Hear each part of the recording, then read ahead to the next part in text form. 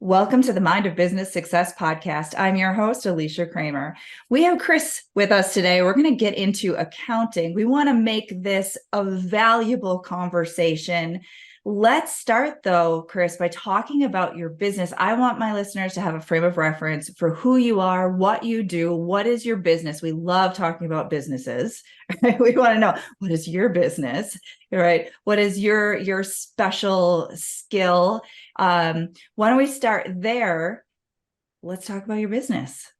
Okay, cool. So my business is I run an accounting firm and we are a team of 7. We are distributed. We're totally virtual and I'm based in Hilton Head, South Carolina. Team is based all the way across the US, although we are a little bit concentrated in South Carolina, as you can imagine. And we focus on CAS services for growth-minded entrepreneurs, primarily in the service-based industry. And what CAS is it's client advisory services, basically. So it covers everything from bookkeeping to payroll to tax to all of the advisory stuff that happens in a business to help a business owner move them from where they are to where they want to go. Okay, so a lot of business owners understand, got to have those services. Have to have a bookkeeper, have to pay our taxes, all right? Got to do all of that stuff. And that is not the business owner's job, unless you're a solopreneur and you're filing your own, QuickBooks. But why? Because you mentioned this a little bit before we started recording. Why do people come to you? I'm curious because you said something to me earlier that I thought was really interesting. You said people come for one reason, and usually it's not even what they need. Correct. Yeah. Okay. So the reason why people come to us, because we are an accounting firm, is usually because they're just getting started and they don't know what they don't know, but they know enough that they need an accountant's help, or they're working with an accountant and they're just not getting what they need. Maybe it's response times, maybe it's information. It's something like that. You can pretty much bank on it. They're going to come to us for one of those 2 reasons. What they really need is all of the nuts and bolts stuff, plus some advisory, generally speaking. So you're going to need bookkeeping. You're going to need tax. If you have employees, you're probably going to need payroll. If you've got contractors, you got to figure out the whole 1099 thing. And then you probably need some advisory. So filling in the gaps of here are the things that you don't know that you don't know, or that you know that you don't know, or whatever that's going to be. So there's that piece of it. Yeah,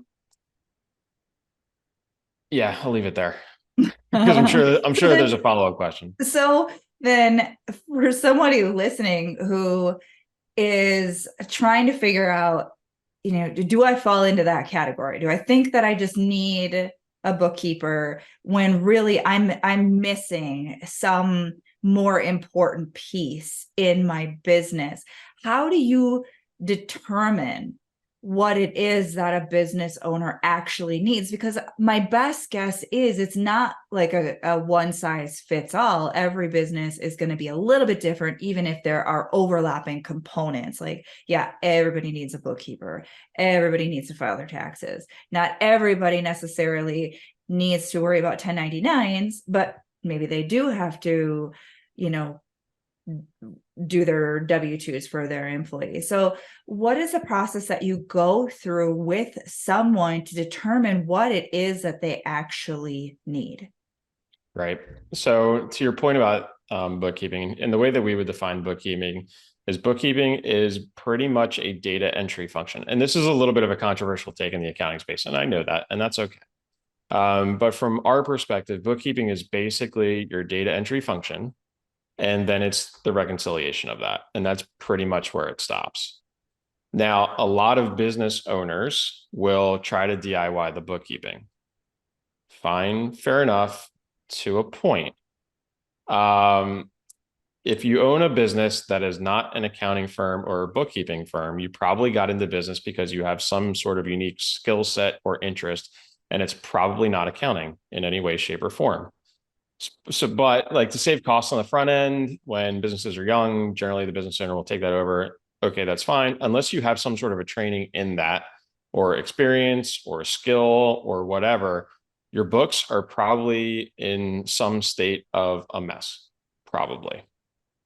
So bookkeeping has to happen because the bookkeeping at its very basic level is what's going to feed the tax return. You're going to have to file a tax return. If you're doing business in America, you are going to have to file a tax return. Either it's going to be a Schedule C, it's going to go in your personal return, or it's going to be 1120S, 1120, 1065, partnership return, like whatever. You're going to file a tax return. Promise. Okay. So what you don't want to do is file an incorrect tax return because, as we can all probably imagine, and we can unpack this if you want, nothing good happens when you file an incorrect tax return. Nothing good. And so maybe you're saving on taxes because you just didn't do it right and you took all these deductions that maybe you shouldn't have. So maybe your tax bill is super low. Okay, cool. But what you've done is you've created a future liability for yourself. And I promise you that future liability is going to come at a time when you don't want it to come, and it is going to be expensive. On the flip side of that, maybe you haven't taken the deductions that you really have a right to, or maybe you're just not structured in a way that's most advantageous for you. Regardless, that's the tax piece. The bookkeeping is going to feed into that because that's how you're going to compile the tax return. Okay. So we've determined that everybody needs bookkeeping.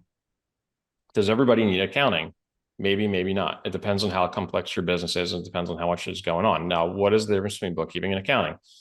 Like I said, bookkeeping is the data entry piece and the reconciling piece. At least that's our view. That then passes off into accounting, which is making sure that all of those things are right, making sure that all of those things that's happening in bookkeeping, they're organized in a way that's going to give you the information that you need in order to maximize how you run your business, so that you can ask questions about your business and then get answers back that are meaningful to you, that allow you to take some sort of action or make some sort of a decision. So that's the accounting piece. Bookkeeping, accounting, those are historical looking. So those are all looking at things that have already happened. When you get past accounting, now you're into finance. That's where you're getting into forecasting. So financial forecasting. What's our P&L going to look like? What's our balance sheet going to look like? Cash flow forecasting. What's our cash position going to look like at some period of time in the future? Those are going to be the things that you're looking out into the future. And then tax is kind of its own separate thing. So as you can imagine, when you move from bookkeeping to accounting to tax, depending on what you need, those get more expensive. So cheapest is going to be bookkeeping if it's just bookkeeping only. Most expensive is going to be finance if it includes all the things that precede it, because you can't do finance well if the bookkeeping isn't right, or if the bookkeeping isn't good. It's very much a garbage in, garbage out thing. And it all starts with the bookkeeping and then the accounting, making sure that the numbers are right, making sure that they're organized in such a way that's going to help you move your business forward. And then tax is a separate thing. So where's your business? How big is your business? What do we suggest that you can afford? That's going to put a cap on what sort of services you can get, because the last thing that you want is that your accounting provider is putting kind of a lid on how profitable you can be, and it's kind of a drag as opposed to somebody who's pushing you along and helping you to grow. So those are kind of all of the factors. And the way that we get there, first thing that we do is we do a discovery call. We sit down with the business owner and basically say, hey, like, what's going on? Tell us about your pain points. Tell us about what's going on in your business, and just try to learn a little bit more about each other, whether or not we may even be a good fit. From there, we move into a strategy call, and that's where we dive deep. Like, we request 2 years of tax returns, we request access to QuickBooks or whatever financial software you're using. We take a look and we actually see, because what we see in QuickBooks is maybe not necessarily always going to be what we heard you say in the discovery call. So here's a really good example of that. I'm a business owner. I started my business last year. I DIY'd my bookkeeping. I've reconciled everything. It is perfect. Chris, you're going to love it when you take over these books, and you're not going to have to do any work. Okay, fine. I've heard that story a million times.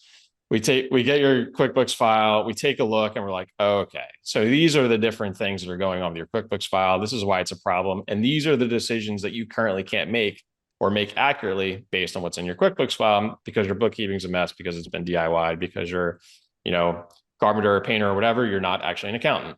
And that's okay, right? That's okay. But that's kind of how we go about the diagnosis, and that's kind of how we think about the varying levels of service. So from a mindset perspective, somebody has to come in with a willingness, almost a vulnerability. Some people are very sensitive about their finances, and some people are just very sensitive about being called out for being wrong. But if they're open and if they're willing and they are ready to make the corrections and get things right, so they've got a good foundation, so it can obviously be a really positive experience to go through. I'd like to talk for a little bit about, because you mentioned some of the challenges that people can experience if they are not doing it right. Mm-hmm. What are some of the advantages of getting your shit together and getting it right? That list is potentially endless. I'll go through like some of the highlights and just to be clear, it's not your accounting provider, like particularly us, saying, "Hey, this is wrong and this is a problem." That's a very different conversation of, "Hey, we can help you along and we are partners in this journey. And these are the places that we can help you." And that's kind of the approach that we take.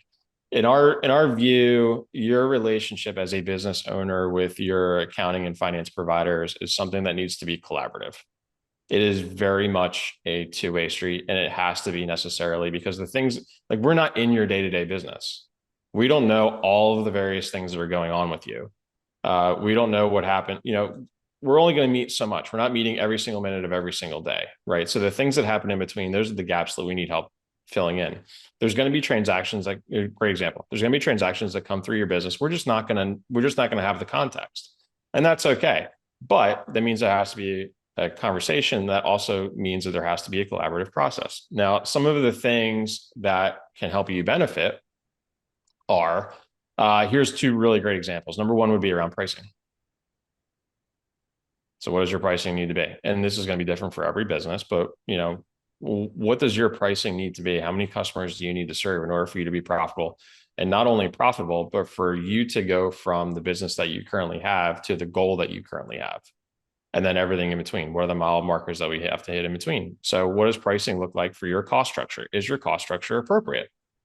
Meaning all of the various inputs, employees, their costs, the seats that they should be in inside of your business, your input costs, if you're manufacturing goods, or if you're performing some sort of a service that requires some sort of an input cost. Great example would be like HVAC. They have to buy all sorts of different things in order to get your HVAC unit for the end consumer up to, it's now cool in my house, right? So those are the various things. Other great example would be for a financial provider. We work with a bunch of different businesses. Like half of our business is working with marketing agencies. The other half is all sorts of other stuff. And there's a lot of overlap. So we work with several HVAC companies. We work with several marketing agencies. If you are in that kind of a realm, right? Like, let's just say that you're in the trades and you come to us and you're like, "Hey, I'm having this particular problem." Well, that financial provider can tell you, "Oh, I understand your problem," after I've clarified what the problem actually is and asked you questions and had a conversation. "I understand the problem. I've seen this problem before. I'm seeing this problem right now with, I don't know, 5 of my other clients. Here's how we're addressing it. Here's what they're saying. Here's what they're experiencing." And so you can't get that context by yourself, probably. Now, you can go and you can belong to trade associations and you can get in Slack groups and you can ask questions of other owners and stuff like that. But it's not going through that filter of that experienced financial professional. And you're not getting kind of the context that can really help. That's an intangible that you just really can't get anywhere else. I would imagine that peace of mind also falls into the benefits category. So for someone who maybe they even have a freelance bookkeeper or something, and they have that nagging suspicion that maybe they're not getting the accurate advice on deductions that they could be taking, or that things are kind of falling through the cracks because it's just not a high quality, working partnership. Once you feel that sense of security, when you've got a professional that's kind of, taking the ball, right, and taking that ownership of that piece of your business. It's no different than if you've got a really great manager, or if you have a really top-notch, customer support lead, or whatever the case may be. When you've got those key players in your business, it does create peace of mind that allows you to be much more focused on the other areas of your business that you should be focusing in on. 100%. What we talk about internally is the fact that what we really sell is certainty.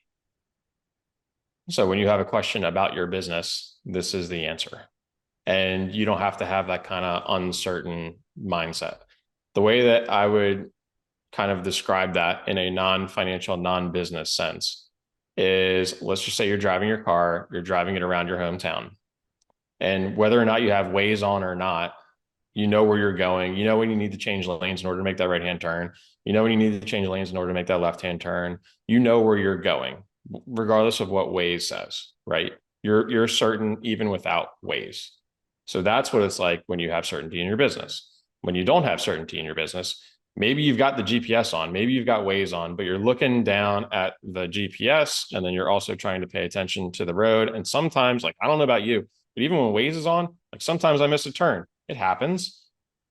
That's the difference. That's kind of the analogy that I would use as far as having certainty in your business and certainty in the relationships and what those relationships are providing in your business from service providers. It's not just finance, by the way. It's finance, it's marketing, it's anything that you outsource, really. Same deal. Yeah. I like to get just a little bit metaphysical for a second here, because I briefly touched on this before. Some people have some not so empowering beliefs about money. And there is a really common tendency that I see with business owners who are struggling, right? They're not where they want to be financially. They don't want to look at the numbers. They don't want to see what is going on. They don't want to see what's going out, and they're not even looking at what's coming in. And when someone is willing to face that fear, it's kind of like if you know you need to declutter. If your closet is such a disaster, you've got clothes in there that are like 20 years old, you know you're never going to wear them, it's completely out of control, it overwhelms you when you think about it.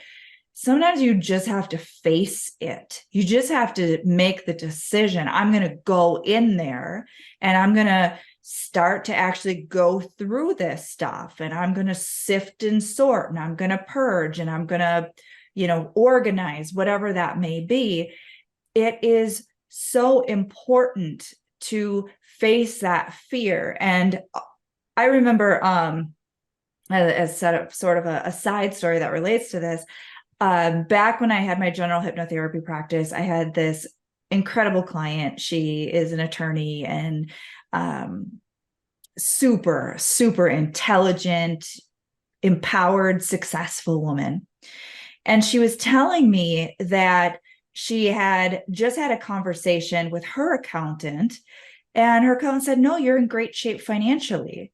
Here she was feeling so much insecurity. And a lot of that is because of our old conditioning. Sometimes we even just need to see, no, we're doing okay, to reinforce that correct mindset, to say, I'm taking ownership of my problem, or I'm taking ownership of what I think is a problem, but I am taking myself seriously. I'm taking my business seriously, because we can't fix what's not broken. Like that HVAC reference that you used before. It's like, I got no heat. I need heat. Well, that's a problem. Well, how are you ever going to fix the problem if you don't have somebody come in there and say, all right, well, I see what's wrong. And our finances are very much like anything else. You need to actually get in there sometimes and see what's wrong, what's right, what can we do to make things that are wrong right, and let's get on the right trajectory so that we can be moving forward in that more empowered way. 100%. 100%. The way that we address that is, you have to understand your customer and who you're talking to and where they are and what their goals are. So you have to start there. So we understand, like, what does good look like to you? Now, when we have the conversations about where you are relative to good, that's where we really need to kind of tread carefully and really understand our customer. So for somebody who gets easily overwhelmed, usually where they get overwhelmed when they're talking about their finances is if you pull up like a P&L in your accounting software and you just see a whole bunch of numbers and you're like, holy cow, I don't like numbers, let alone this many numbers, let alone numbers that are organized in this particular way. Okay, well, maybe us as accounting professionals, we shouldn't be having that conversation while showing you that. Maybe we show that in graphical form, because charts and graphs and things like that are way more approachable than just the numbers on a page. So maybe we do that. Maybe we pick one specific number and then we talk about that over time and we try to influence that one number. Maybe it's revenue, maybe it's net income, maybe it's a particular expense that's just too high, something like that, but really boil it down. So we're not just throwing a whole bunch of numbers at you and just overwhelming you, because at that point, the conversation's over. No matter what I say or how many nuggets I give you at that point for the next however long we're going to meet, like, you're way back at start, you're already overwhelmed, you've shut down, you've tuned me out. That's not productive for either of us. Like I said, a couple minutes ago, you got to have this collaborative conversation, and we have to have this relationship. So from a finance perspective, we need to understand where you are and how you operate and what is helpful to you. And then from your perspective, we just need to get you in front of us so that we can have those conversations and that we can understand and show you information that is meaningful to you in a format that is not overwhelming to you. So that's really the challenge. And those are the things that we really need to do, because you can't just ignore it. Like, everybody is filing a tax return every single year, and all of this information and all of these numbers go into the tax return, whether it's good, bad, or indifferent, right? It doesn't matter where you are relative to your budget or relative to your goals. That number's going on a tax return. So that's like your base level of concern right there. And we need to at least address that and then all of the other stuff to make it so it's actually good. And it's just not something that we file a tax return every year, we ignore it in between, and we don't care about it, because that's not going to be helpful or productive to you over the long term either. I think we've done a pretty good job of selling the value of getting your ducks in a row and getting the help if you need it, which is a perfect opportunity for me to ask you how our listeners can connect with you. So they've been listening to this conversation, somebody who feels like this is the right next move for them in their business. Where do they go to find you? Awesome. Appreciate that. So betterwaycpa.com, that's our website. That's the best place to find me. And we've got a whole bunch of free resources on that website as far as how you manage your business, both from a financial and from a non-financial perspective, honestly. So there's a ton of resources on there. If you think that we can be a help, you can reach out. All of our contact information is on the website. Great. Love it. Thanks so much, Chris. You've made the topic of accounting fun. Appreciate that. Thanks, Alicia. Thanks for having me. It was a lot of fun. We got a little into the mindset side of things, and obviously this is something that we need to take seriously as business owners. If you're taking yourself seriously as a business owner, this is a piece of your business that you're also taking seriously.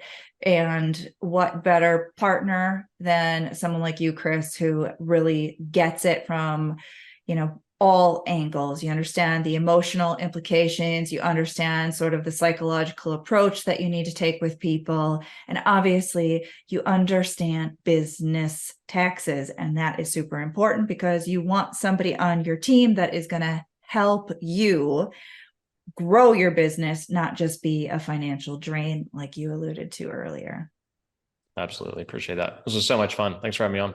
Of course. And thank you to all of our listeners. We're doing this for you. If you haven't already subscribed, make sure you do so. And until next time, we will see you in the next episode.